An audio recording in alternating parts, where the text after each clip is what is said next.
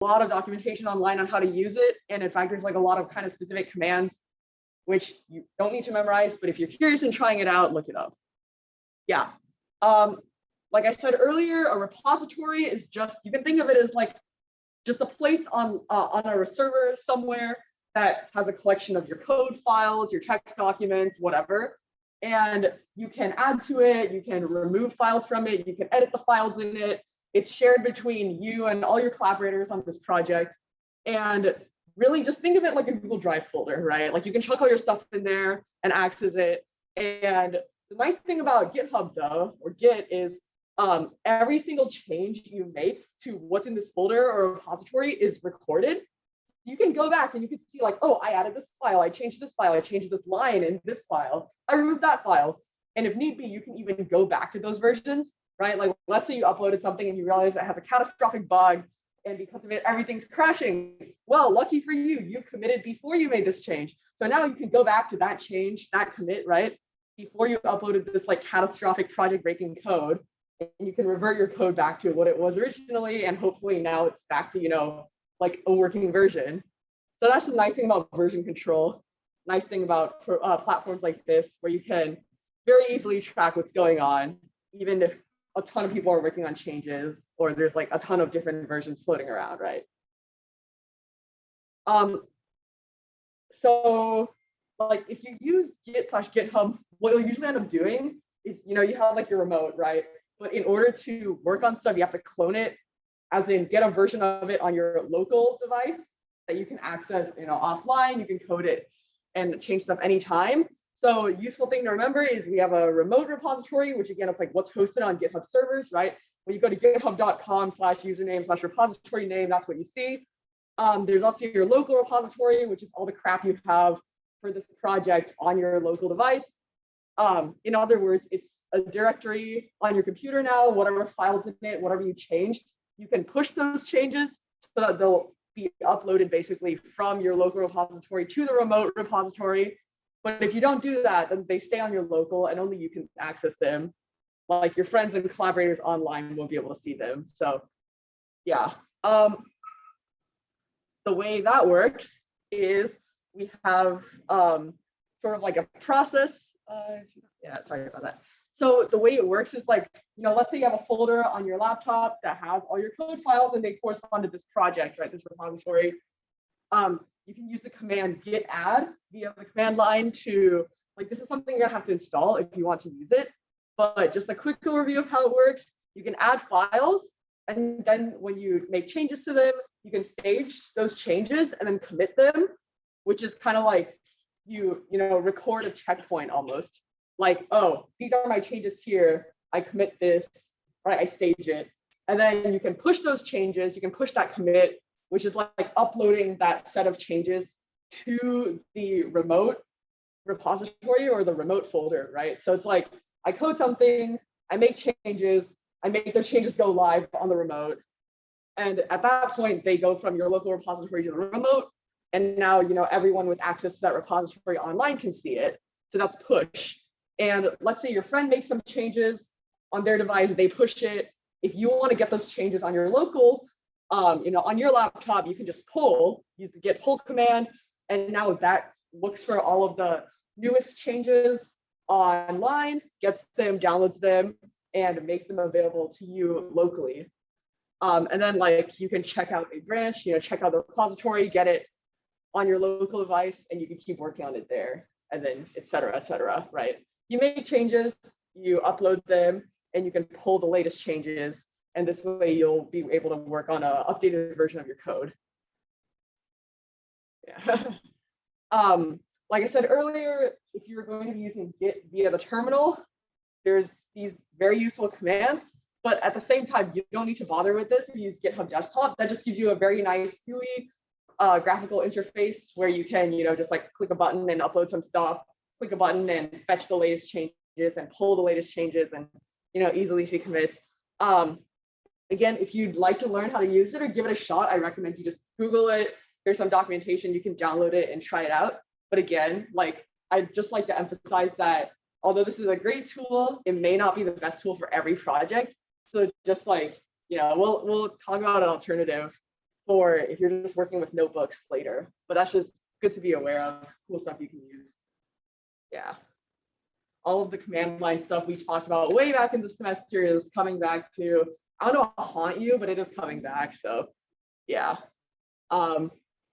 This is just an example of sort of like the steps you might take. If you're getting started with GitHub, you pull from what's online, you get the most recent changes on your local, make sure the code you have sitting on your laptop is updated, and then you can add whatever changes you're making, log those changes by making a commit, put those, get those changes online and available to everyone you're working with by pushing, and et cetera, you know, like, again, just think of it as what you're doing in Google Drive, right? You make some updates, you save, people can see it. But yeah.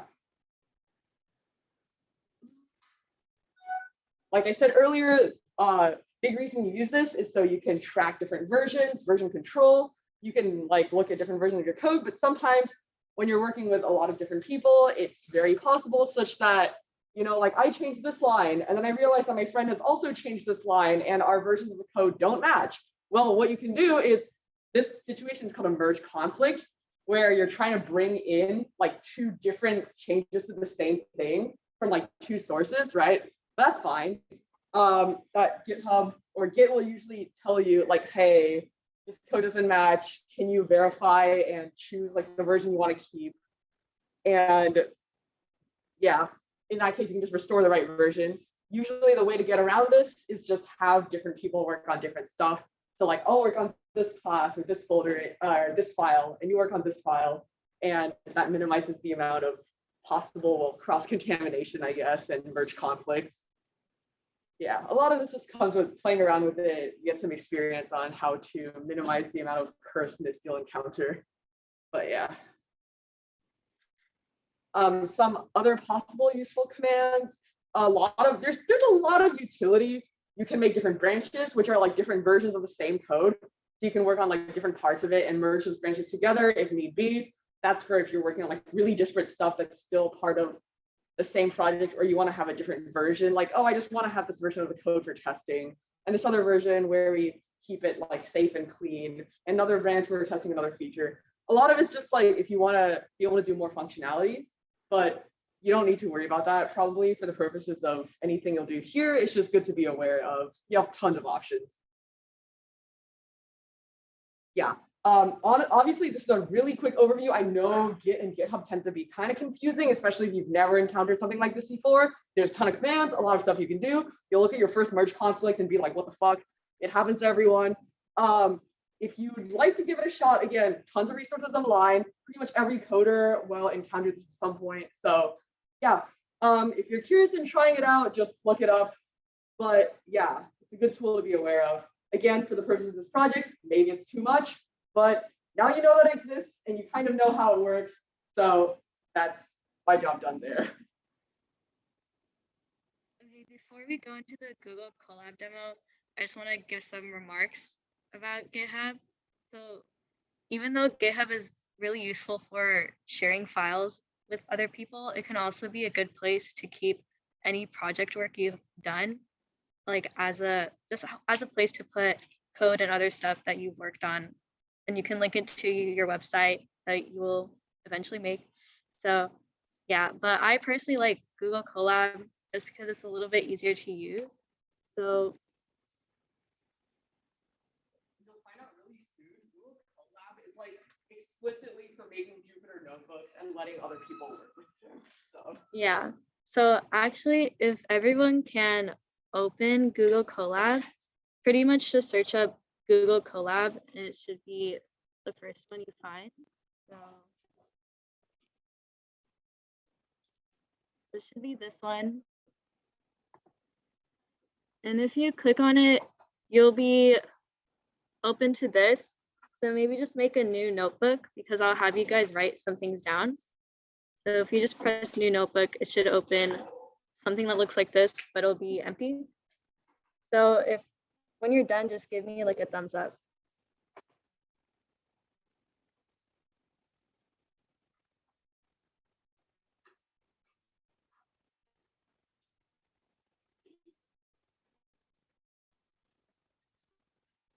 Is that better? Okay, so this line of code, it basically lets you connect your Google Drive to your Google Colab. So any files that are basically Python files, you can open them in Google Colab. And so if everyone wants to take the time to write this, and so it's just a lot easier in the future. And this part can be any location that you want it to be.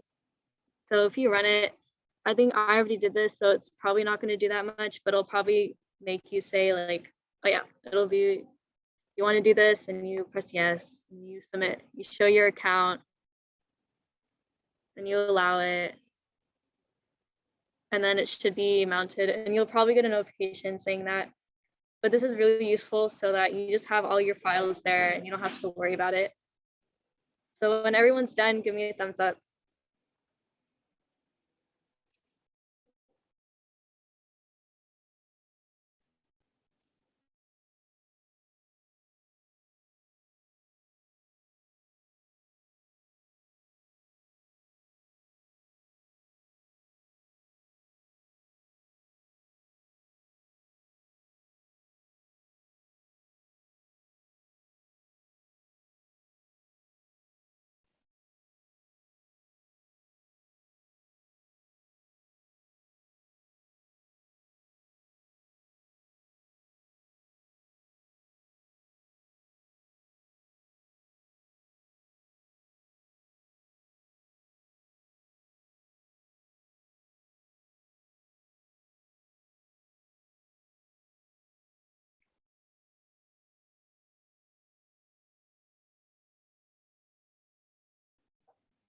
Okay, so Google Colab is very similar to Jupyter Notebook in that you can add text like this, and you can also add code. So to add any text, you kind of hover over the top of any line and you'll press add text, and you can pretty much write anything. So like,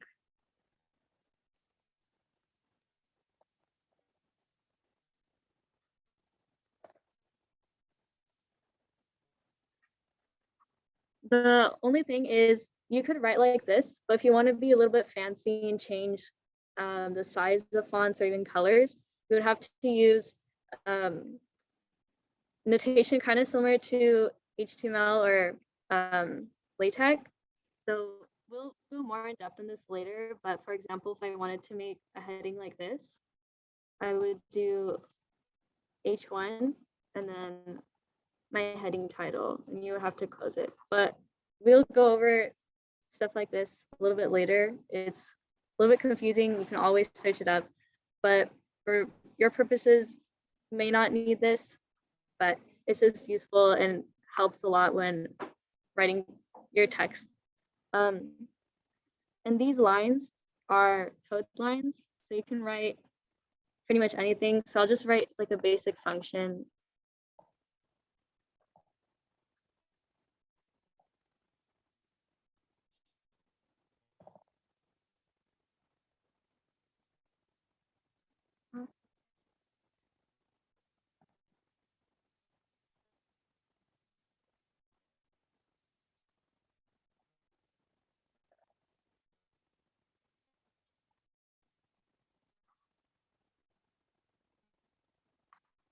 Oops.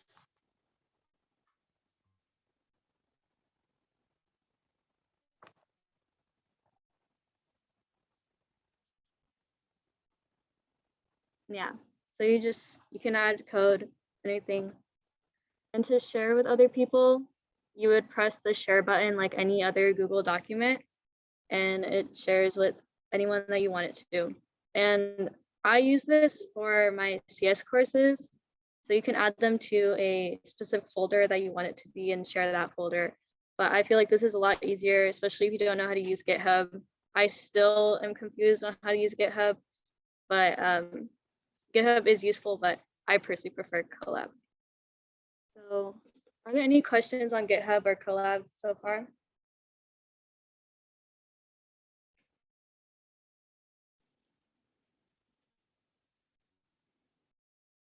Yes.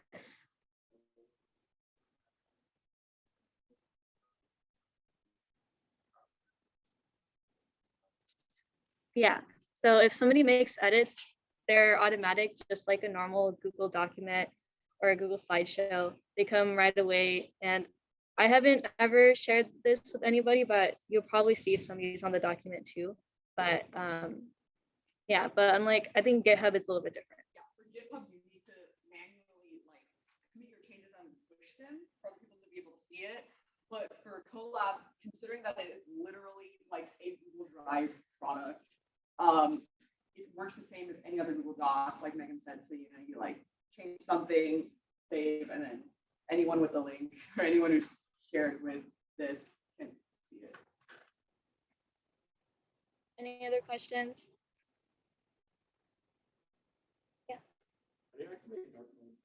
I don't remember how I did it. I know my system's in dark mode. So yeah. Yes. There is like a little bit of buckiness to collab. So like if you have a partner or a group and you all want to work on it at the same time, it might bug out. It might get like it might mess your code up a little bit. So I recommend like one person coding at a time and everybody kind of sitting around and helping that person, and then just like communicate with each other when you're coding just to be safe. Yeah. Okay, so now we're gonna reveal the project groups.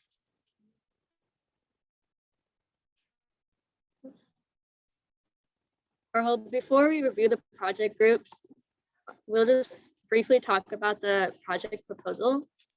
So basically you need the title of your project, an introduction or objective, proposed methods, like how you're going to do it, and what you expect the outcome to be. And then you'll have some references like maybe like reference code or starter code. And we want it to be about 2 pages. We can show you, we'll probably upload a example, and I can just show you my example. So, Real quick, one like small thing about Colab, and this is solely from just shit I've experienced using in the past.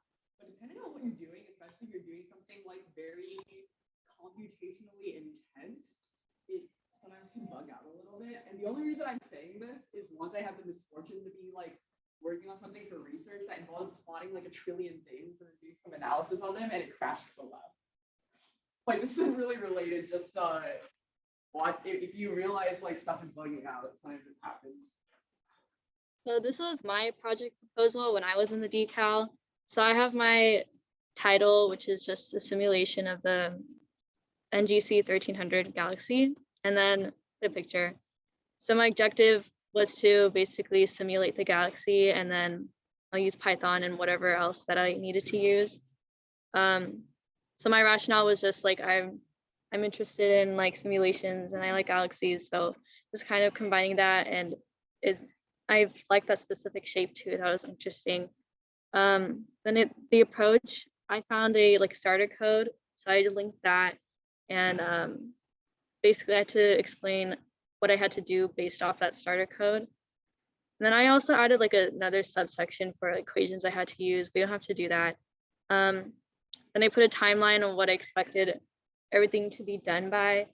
And I included a possible issues like, oh, I was a freshman, so I haven't taken any astrophysics classes, so I might not know enough physics for this. But then you give like a possible solution, like, oh, just doing more research or going to office hours and asking for help there.